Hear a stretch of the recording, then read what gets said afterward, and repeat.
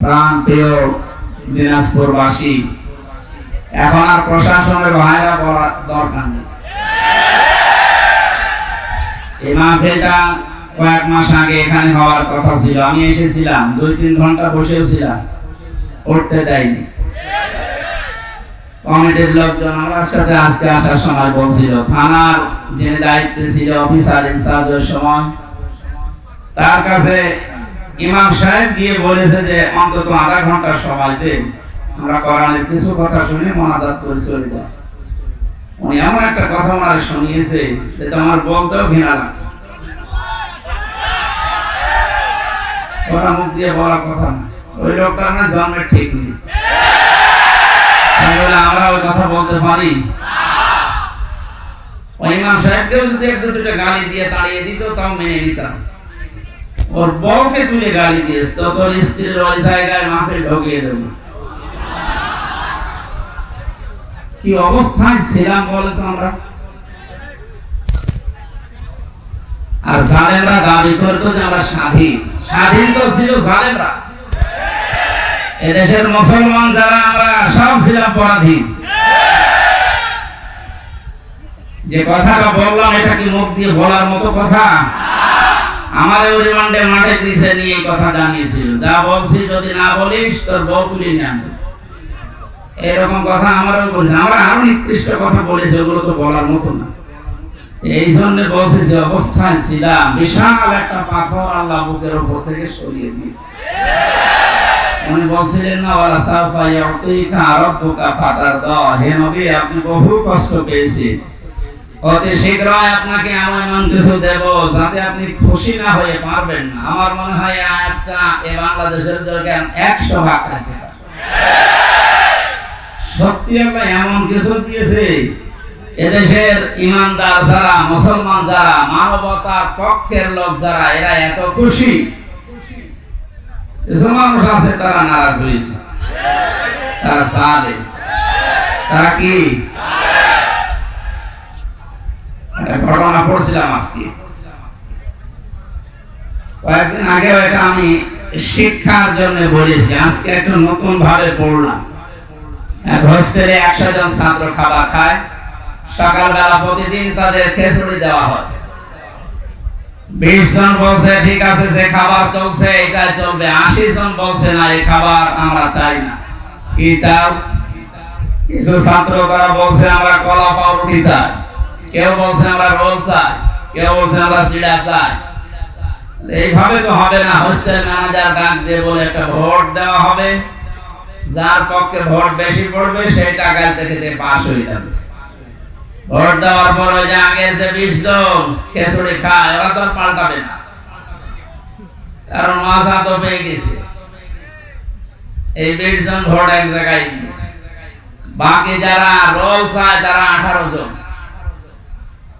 যারা কলা পাউরুটি চায় তারা 19 জন, যারা চিড়া মুড়ি চায় তারা এরকম 17 জন। এভাবে ভাগ ভাগ করতে করতে দেখা গেল 20 যা ছিল ওইটাই পাস হয়ে গেছে। এদিকে লোকজন কতজন বলেন না কেন? আর ওরা কয়জন? এখন কিন্তু বর্তমান ওটা চলছে। আগস্টের 5 তারিখের পর থেকে আজকের এই 12 তারিখ, 1 মাস 7 দিনে এখনো পর্যন্ত অনেকের সভাপতির উদয় হচ্ছে না। এরা এখনো পর্যন্ত ওই সেই ছোটখাটো বিষয় নিয়ে এখনো গন্ডগোল মারামারিতে লিপ্ত আছে।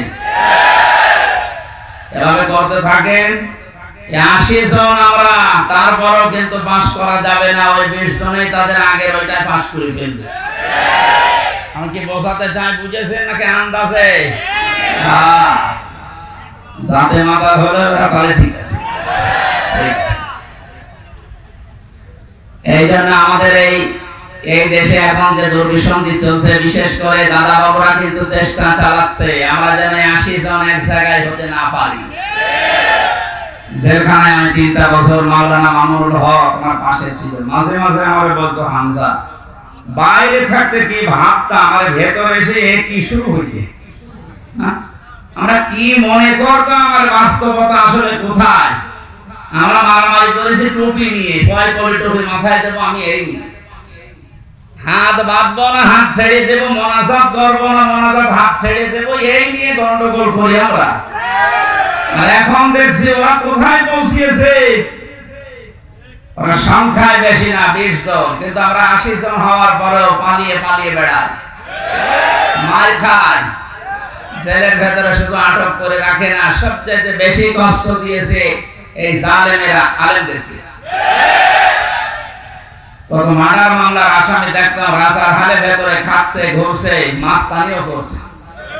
আর আমরা 76 জন আলেম এক জায়গায় ছিলাম, আমাদেরকে যে কি কষ্ট দিয়েছে, যোগাযোগ বিচ্ছিন্ন। মানবতা বিরোধী অপরাধ বলে ওরা খুঁজে পায় না। ওরা মানবতা বিরোধী অপরাধের বিচার করে, এই আয়না ঘরের সাথে যারা জড়িত সবচাইতে মানবতা বিরোধী অপরাধের সাথে শামিল না এরা। আপনি খুঁজে পান না যে কি দোষ আমার। গতকালকে ছেলে নাম নিতে আমার কেমন লাগে না, স্ট্যাটাস দিয়েছে যে দেশের মানুষ আমার মাকে কুকুরের মতো তাড়িয়ে দিল। বাঘের মতো তাড়াবে, কুকুরের মতো তাড়িয়েছে, কপাল ভালো। আর 4.5 থেকে 5 মিনিট হলে কেল্লা ফটো হয়ে যেত। ওটা নিয়ে নুন দিয়ে দুধ দিয়ে ভাত খাওয়ার কথা বলতো না মাঝে মাঝে। কয়েক জায়গায় আগুন লাগালে মনে হচ্ছে পড়ে যাবো, অত ভাত দুধ দিয়ে খাই না, এবার আপনি খান। এখানে সেটাই করেছিলেন, আমাদেরকে যা করেছেন সবচাইতে বড় মানবতা বিরোধী অপরাধ জেলখানার ভেতরে আলেমদের সাথে করা হয়েছে। 7 দিন পর পর সরকারি মোবাইল দেওয়ালে টেলিফোন দিয়ে কথা বলতে দেয়, বাড়িতে যোগাযোগ করে উকিলদের সাথে। অথচ আমাদের এই 76 জনকে একেবারে বিচ্ছিন্ন, মোবাইল তো নেই। 2 দিন 1 দিন পরে পরে এসে চেকের নামে উল্টা পাল্টা করে এমন কষ্ট দিত। আর অধিকাংশ গুলো অমুসলিম, মুসলমান হলে তো একটু মায়া দয়া পেতাম। সুভাষ চন্দ্র বসু, সুব্রত বালা, আর বাকিগুলোর নাম আমার অনেকের মনে নেই। সেই কয়েকটা ডিউটিতে পড়তো, অধিকাংশ গুলোই অমুসলিম।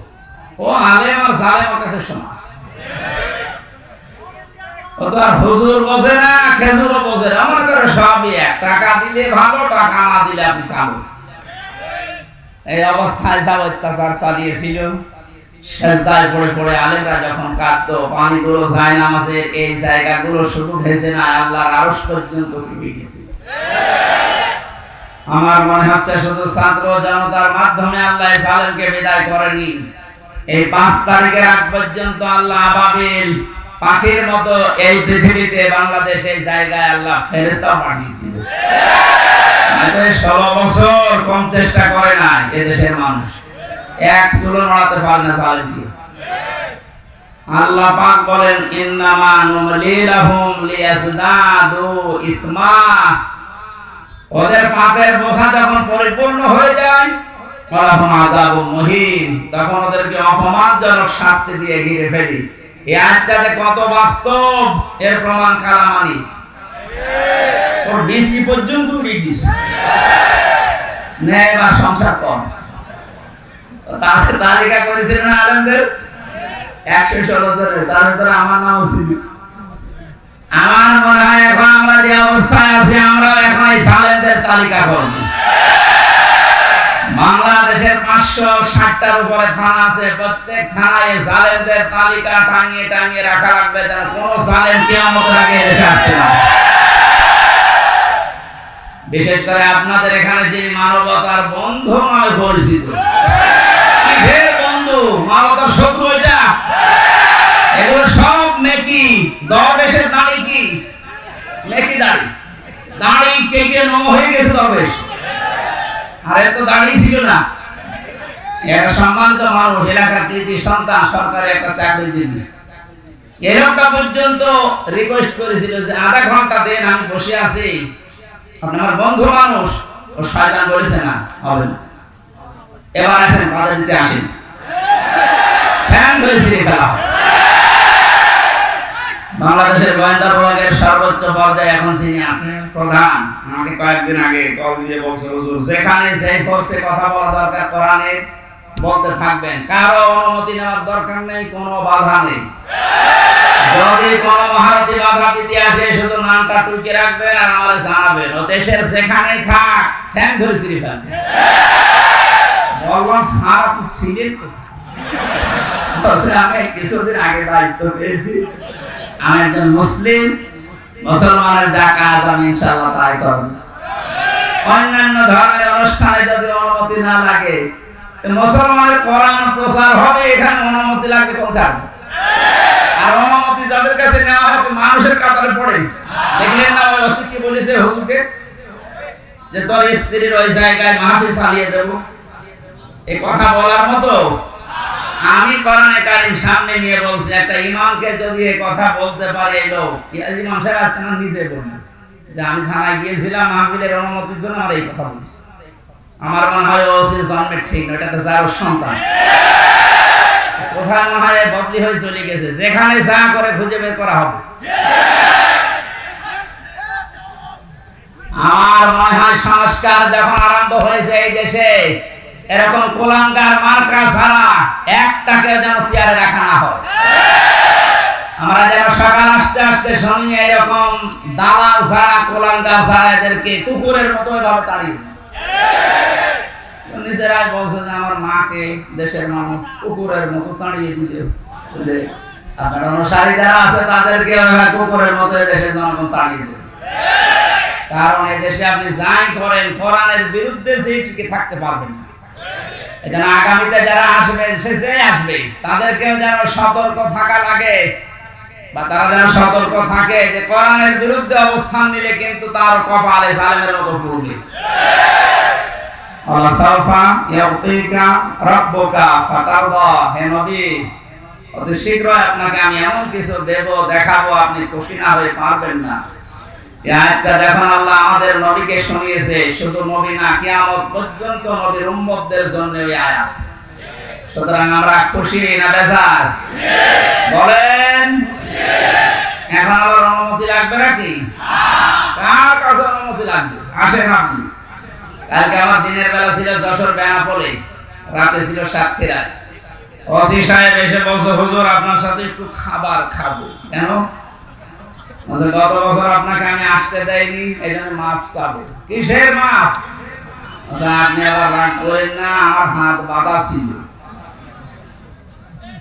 কয়েকদিন আগে আমার মামলা যা ছিল সব আদালত ঢিসমিস করে দিয়েছে, সব খারিজ, বেকসুর খালাস, কোন দোষ পাইনি এরা 3টা বছরে। আমি মনে হয় যে বলতে গেলাম যে আদালত 3টা বছর তো মামলা আপনার কাছে আসতো, তখন তো বললেন না যে না কোনো কিছু পাচ্ছি না, মামলার বিচার করব কি দিয়ে। এখন বলছে যে কোনো মাল নেই, কি দিয়ে বিচার করব। এতদিন বললেন না? উনি লাজবাব, কিছু বলতে পারতো না। এই কথা বলতো যে হুজুর আমার হাত বাঁধা ছিল। কি বলতো? আমরা চাই ওনার যেমন এখন হাত খোলা। এদেশে 1628টা চেয়ার আছে, মেইন জায়গা যারা চালায়, এর 1627টা চেয়ার সব ছিল হাত বাঁধা, একটা চেয়ার শুধু হাত খোলা ছিল। কথা বলছেন? কালকে ওসি সাহেব ওইটাই আমরা জানিয়েছে যে আমরা যাই করে আমাদের হাত বাঁধা ছিল, কিচ্ছু করার নেই, খালি একটা হাত খোলা ছিল। আপনি কি মনে করছেন কাওয়া কাকু এরকম ফটফট করে ওর হাত খোলা? না, ওর হাত বাঁধা। ওরা যা বলতে বলে কাওয়া তাই বলে। আর বাকিগুলোর নাম নিতে আমার ঘৃণা লাগে, ওগুলো মানুষের ভেতরে পড়ে না। সুতরাং আমরা বৈষম্য বিরোধী ছাত্র আন্দোলনের মাধ্যমে যে স্বাধীনতা পেয়েছি, 9 দফা দাবি। কয় দফা? এর একটা ছিল যে আমরা কারো হাত বেঁধে রাখতে চাই না, সব হাত থাকবে খোলা। গতকালকে ডক্টর মোহাম্মদ ইউনূসের ভাষণ শোনেননি? কোনো হাত বাঁধা থাকবে না, সব হাত থাকবে কি? আমরা হাত খোলা থাকতে চাই, তাহলে ন্যায় বিচার কায়েম হবে ইনশাআল্লাহ। আর 100 ন্যায় বিচার কায়েমের জন্য এটা লাগবে, তাছাড়া সম্ভব না। প্রশ্ন আসতে পারে তাহলে উন্নত বিশ্বের যে সমস্ত দেশগুলো আছে ওখানে তো এটা কায়েম নেই, ন্যায় বিচারের না, ন্যায় বিচার নেই। আমি কয়েকদিন আগে সিঙ্গাপুর, মালয়েশিয়া, থাইল্যান্ড সহ বহু দেশে ঘুরে আসলাম, কিচ্ছু পাইনি। হ্যাঁ, ওখানে নিয়ম নীতি ঠিক আছে, যেহেতু কোরআনে কারিমের বিচার ব্যবস্থা চালু নেই, এই জন্য অনেকের উপরে ওখানে অবিচার হচ্ছে। এই জন্য অবিচার মুক্ত করার জন্য, ন্যায় বিচার কায়েম করার জন্য এর বিকল্প দুনিয়ায় কিছু নেই, থাকতেও পারে না। এইটা দিয়ে যদি কেউ বিচার ফয়সালা না করে, আল্লাহর ভাষায় সে কাফের, সে জালেম, সে ফাসিক। আমরা যারা জালেম হয়ে, কাফের হয়ে, ফাসিক হয়ে মরতে চাই, তাহলে এইটার বিচার ব্যবস্থা কায়েম করা লাগবে না? আমার হাকামা বিহি আদালত, যারা এটা দিয়ে বিচার করে তারা ন্যায় বিচার কায়েম করতে পারে। আরে ভাই 53 বছর তো আপনি দেখলেন যে কেমন লাগে দেশটা। বাবা চালিয়েছিল, দুর্ভিক্ষে মানুষ মরিছে, স্বামী চালিয়েছিল, চাচা চালিয়েছিল, আপনাদের এই কথা বলেন না, আপা চালিয়েছে, ভাবি চালিয়েছে। কাঙ্ক্ষিত মানে শান্তি আমরা দেখতে পাইনি, আর পাওয়া সম্ভব না। এখন শুধু দেখতে বাকি আছে আল্লাহর এই কোরআন দিয়ে 56,000 বর্গ মাইল চললে কেমন দেখা যায়। এটা দেখতে চান, কারা দেখেন?